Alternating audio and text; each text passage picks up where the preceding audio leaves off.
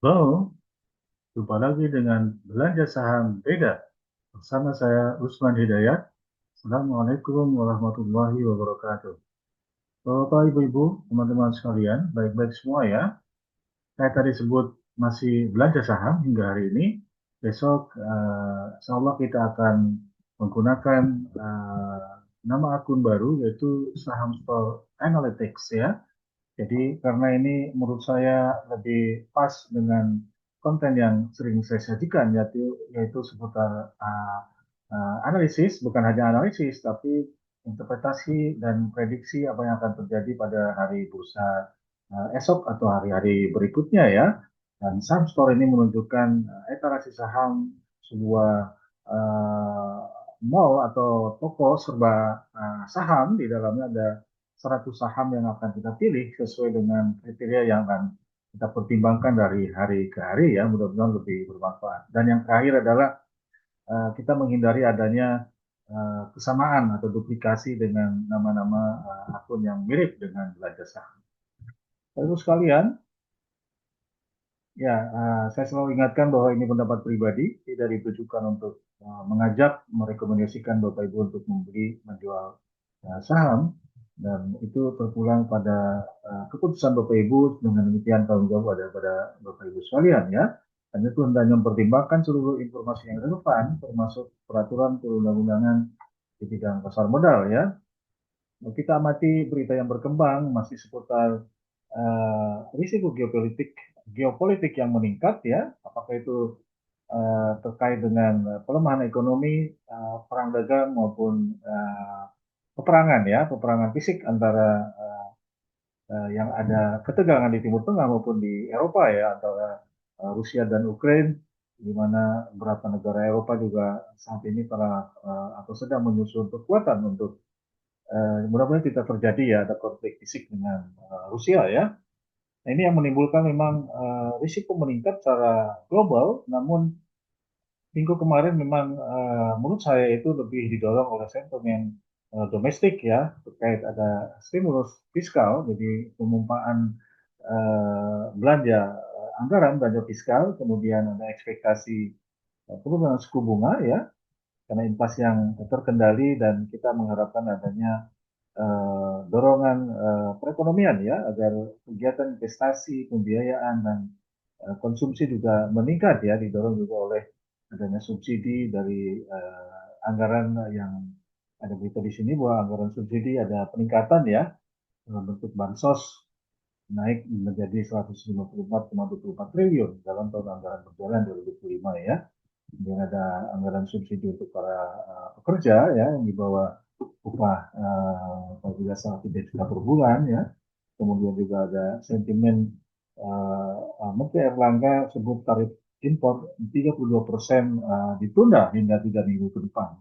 Jadi menurut saya isu domestik ini bisa menjaga penguatan IHSG hingga minggu depan ya. Tapi kalaupun itu terjadi, saya bikin skenario bagaimana melakukan trading, ada mitigasi risiko dengan adanya dua indikator, target price dan stop loss ya. Terus kalian tadi pagi saya merilis sebuah analisis sederhana ya mengenai skenario penurunan ekspor akibat dari pengenaan tarif Trump ya. Saya ulas sedikit bahwa ini bukan dampak langsung dari penurunan tarif Trump, jadi bukan sebuah pemodelan dari dampak pengenaan tarif, tapi sekiranya ekspor itu terdampak dan terjadi penurunan ekspor ke Amerika 5% hingga 80% ya yang tertera di sini, maka dampaknya akan sangat signifikan terhadap bottom line total ekspor neto ya, karena surplus perdagangan kita ke Amerika yang sebesar 1,015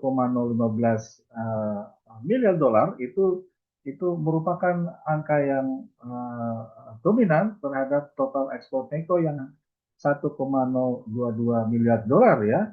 Jadi selisihnya hanya sekitar 7 juta ya. Sehingga kita bisa mengatakan bahwa surplus uh, ekspor impor sesungguhnya banyak disumbang oleh perdagangan kita dengan Amerika. Artinya perdagangan kita dengan belahan dunia yang lain masih mencatatkan defisit ya, utamanya dengan China yang defisitnya hingga lebih dari 2 miliar dolar ya, 2 miliar US dollar. Oleh karena itu, menurut saya, di samping negosiasi tarif dagang, pemerintah mestinya atau stakeholders yang lain, bagaimana membuka pasar ekspor yang lebih luas di luar dari pasar Amerika atau untuk mengkompensasi dampak terhadap pasar Amerika. Jadi dalam hal ini, ketika uh, ekspor ke Amerika turun 30%, ya, ini total ekspornya adalah 2 miliar 66 juta US dollar per April, kemudian menurun 30% menjadi 1,446 miliar US dollar, maka akan masih membuka surplus ya terhadap berdagang kita dengan Amerika, masih surplus 396 juta US dollar, dan masih bukan surplus secara nasional juga, totalnya 402 juta US dollar ya. Dan tampak bahwa penurunan atau dampak penurunan ini sangat besar ya.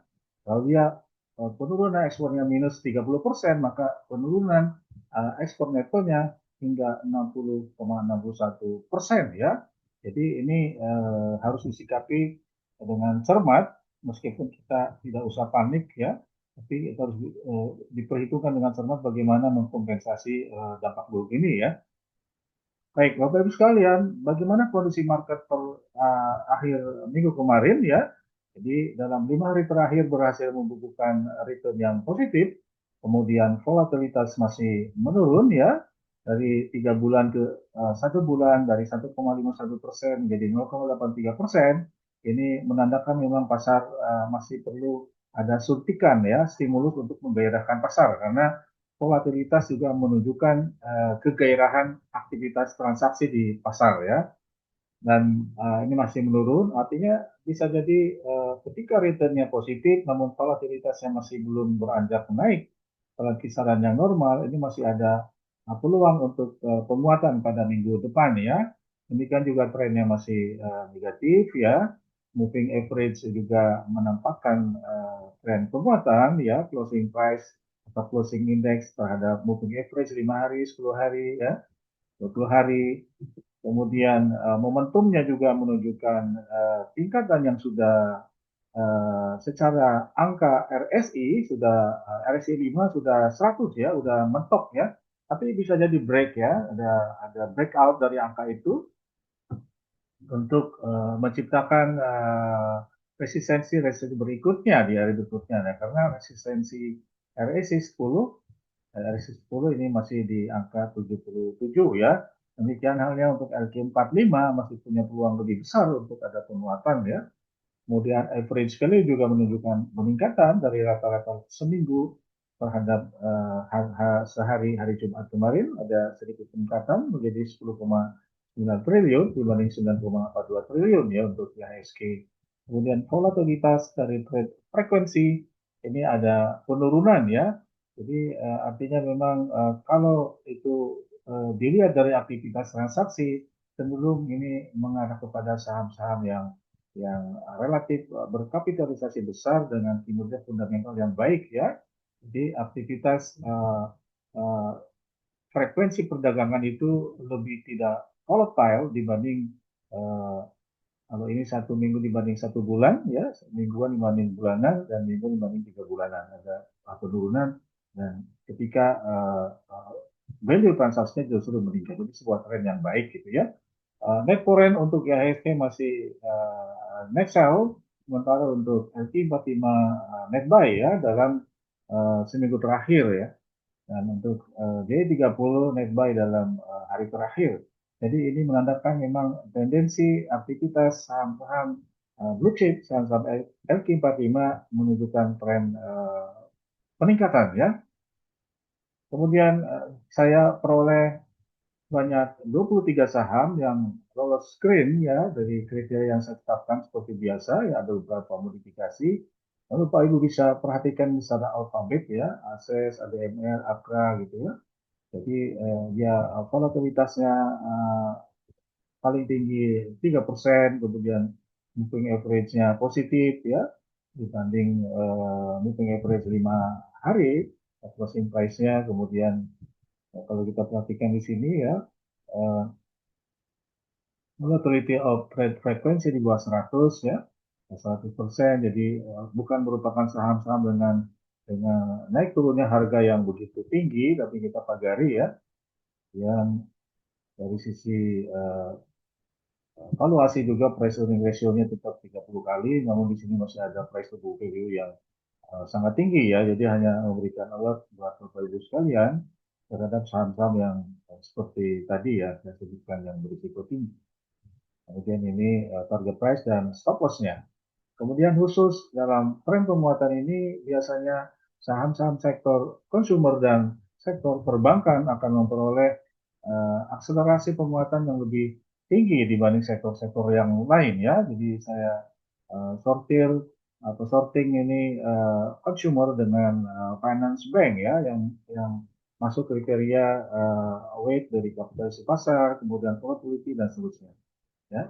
Jadi kalau saya sorting secara alfabet di sini ada SES, Bank BCA, Bank BNI, Bank BRI, BTN, Bank Mandiri ya.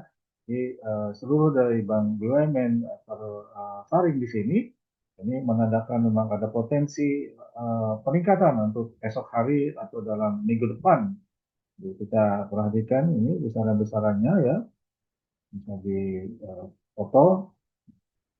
Nah, semua price volatility-nya menunjukkan penurunan ya, menunjukkan penurunan ini yang indikasi yang membaik, kondisi yang membaik. Kemudian kita harus catat ini alfanya ada yang masih negatif ya, apa negatif yang paling besar yang diharap dicatat ASES, Bank BNI, BCA, Bank Mandiri dalam sebulan terakhir masih negatif, artinya ada bisa jadi ini adalah waktunya untuk rebound ya, waktunya untuk meningkatkan penguatan, untuk mengejar alfa positif ya.